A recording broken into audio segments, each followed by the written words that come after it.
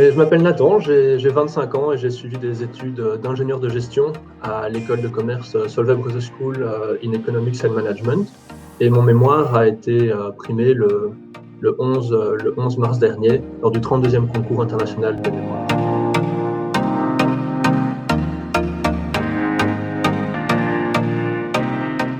Durant mes études, j'ai eu en fait la superbe opportunité en plus de faire ce master à l'école de commerce Solvay Brussels Schools, de également faire partie du réseau QTEM, qui est en fait une sorte de deuxième diplôme international et qui est un énorme réseau de différentes écoles qui participent dans ce programme, où j'ai donc pu faire 2 échanges à l'étranger de 6 mois. C'est comme ça que je suis parti 6 mois au Japon et 6 mois en Angleterre.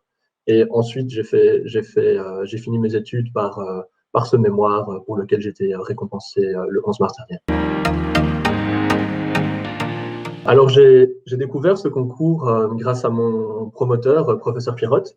C'est lui qui connaissait, qui avait déjà entendu parler du concours et qui a appris que cette année, il s'agissait d'investir à long terme pour accompagner les grandes transformations. C'est comme ça qu'il m'a directement contacté en me disant que mon mémoire était tout à fait dans le thème et que je devais postuler, ce que j'ai accepté avec plaisir et que je ne regrette pas du tout. J'ai reçu, un an après avoir écrit ce mémoire, j'ai eu l'honneur de recevoir le prix du Centre des professions financières qui a été remis par monsieur Jean-Pierre Moreau pour mon mémoire à propos des investisseurs activistes et plus précisément sur quelles sont les stratégies que ces investisseurs activistes mettent en place et comment est-ce qu'ils arrivent à créer de la valeur et si oui ou non ils arrivent à créer de la valeur à long terme.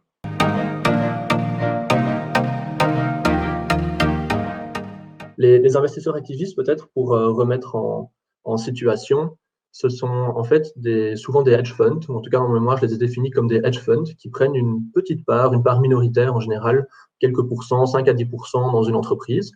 Et ils ont comme but vraiment influencer la stratégie, la gouvernance de la boîte. Donc c'est comme ça qu'ils vont parfois virer un CEO, où ils vont complètement revoir la stratégie, ou vendre une partie du business et interagir avec des transactions M&A.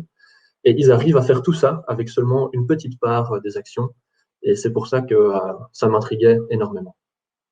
Et donc, il y a vraiment plusieurs éléments qui m'ont poussé à écrire sur ces investisseurs activistes. Le premier point, je viens de le mentionner, c'est qu'avec une toute petite part, ils arrivent à avoir un impact énorme sur des entreprises qui sont de plus en plus grosses. Donc ça, c'est le deuxième point, c'est que historiquement, ces investisseurs activistes s'attaquaient surtout à des petites entreprises qui avaient des market cap assez faibles. Mais aujourd'hui, on a vu des énormes entreprises qui se sont fait attaquer par des hedge funds, comme par exemple Trian Fund, qui a mis dehors le CEO de General Electric en ayant seulement quelques pourcentages de la boîte, ou alors Third Point Management, qui a réussi à pousser en fait Sony à vendre toute la partie de son business à propos des senseurs. Et donc, ces activistes, aujourd'hui, ils gagnent énormément d'ampleur. Ils s'attaquent de plus en plus à des boîtes, à des multinationales. Et ils ont beaucoup de support aussi de certains investisseurs privés. Et c'est pour ça que ça m'interpellait énormément de bien comprendre comment est-ce qu'avec ces quelques petits pourcentages, ils arrivaient à avoir ce gros impact. Et ça, je le détaille, je le discute en détail dans mon mémoire. Et alors, il y a un troisième point qui vraiment me tenait particulièrement à cœur, c'est que ces activistes, en plus de rechercher une meilleure performance, aujourd'hui, de plus en plus, ils commencent à vraiment s'adresser aux causes environnementales, sociales et gouvernementales, donc le fameux ESG, pour vraiment pousser les entreprises à devenir bien meilleures en ce qui concerne leur reporting et leurs actions ESG. Et donc, un exemple récent, c'est Apple qui s'est fait attaquer ou qui s'est fait attaquer effectivement par Jana Partners, qui a pris une part de 0,8% dans l'entreprise et a réussi à imposer à Apple d'instaurer un système de contrôle parental dans leurs iPhones. Et ce, avec une toute petite part des actions, mais ils ont utilisé plein de mécanismes pour mettre beaucoup de pression sur Apple et ils n'avaient plus le choix, ils étaient obligés d'accepter. Et alors, il y a un dernier point qui est également assez important, c'est de savoir est-ce que ces activistes arrivent à long terme à créer de la valeur ou pas pour ces entreprises. Et il y a énormément d'études, il y a déjà pas mal d'études sur le sujet, mais il n'y a pas encore un consensus dans la littérature. Et en fait, dans mon mémoire, je remarque qu'il y a une partie des études avant 2008, avant la crise, qui mettent en avant que les investisseurs activistes arrivaient à créer de la valeur au long terme.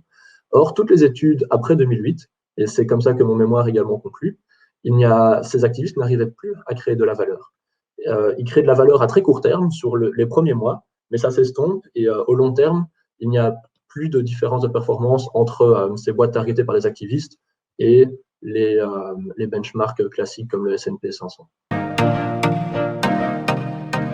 J'aimerais vraiment remercier tous les participants du concours et toute l'organisation et les différents partenaires qui ont fait en sorte que ce concours international des mémoires soit possible. Et je trouve que ce concours il me tient beaucoup à cœur parce que ce qui est impressionnant, c'est qu'il y a un très bon mix entre tant d'un côté des professionnels qui pratiquent la finance, qui sont dans la finance tous les jours, ainsi que des professeurs d'université ou des personnes plus académiques qui ont du coup une vision parfois plus théorique de la finance. Et il y a vraiment un mix et un équilibre très impressionnant dans ce concours, et c'est ça que j'ai fortement apprécié durant tout le processus. Et donc, j'espère que la 33e édition attirera encore plus de participants que la 32e et qu'elle sera un grand succès.